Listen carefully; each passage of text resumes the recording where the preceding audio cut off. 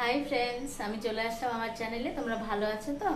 আমি তো ভালোই আছি। তো এখন জলখাবারটা কমপ্লিট হয়ে গেছে, রুটি করেছি আর পটল আলুর সবজি করেছি। মাকে এখন দেবো খেতে, তারপর আমিও খাবো। এই যে রুটি রুটি করলাম, গরমের মধ্যে রুটি করা খুব কষ্ট। আর সবজি পটল বেগুন সব দিয়ে, আলু কম দিয়ে সবজিটা করেছি। তো এখন এটা খাবো আর মেয়েকে দুধ দেবো, ও রুটি রুটি খায় না। ঠিক আছে, তো প্রচণ্ড গরমে, এই গরমে সত্যি আমার রান্না করা মানে মুশকিল হয়ে যাচ্ছে। কী যে করবো দেখি।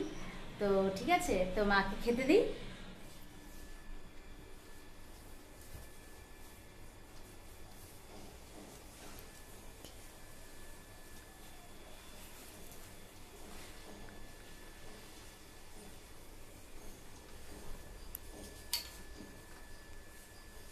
তো এখন মায়ের সাথে হাঁটাহাঁটি করছি, মাও হাঁটছে, আমি একটু দাঁড়িয়ে আছি।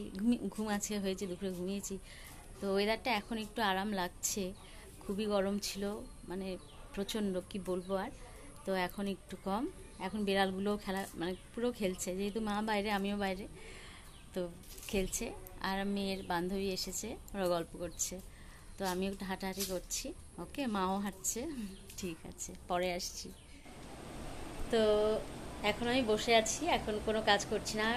আর একটু পরে জামা কাপড় গোছাবো, কাজ তো আছেই। গরমে ইচ্ছে করছে না, একটু হাওয়া দিল। তো আমি বলছি যে ড্রেস কে কীরকম পরে সেটা উপর কিন্তু কখনোই বিচার হয় না যে সে ক্যারেক্টারলেস কি বা সে কি ভালো। আমি কিন্তু একটু স্লিভলেস পরতে ভালোবাসি বলেই পরি, যেহেতু আমি কমফোর্ট তাতে।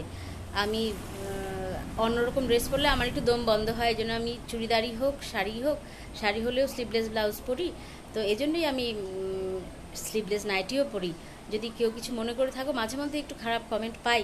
এই জন্য বললাম যে ড্রেস, মানুষের ড্রেস নিয়ে কিন্তু কখনো ক্যারেক্টার বিচার করবে না। আমি কিন্তু ওইরকম মেয়ে নয়, আমি কিন্তু একেবারেই আলাদা। ওকে, তো তোমরা সবাই খুব ভালো থাকো, আমার ভিডিও অবশ্যই দেখো, সাবস্ক্রাইব করো, খুব ভালো থেকো। কালকে আসবো,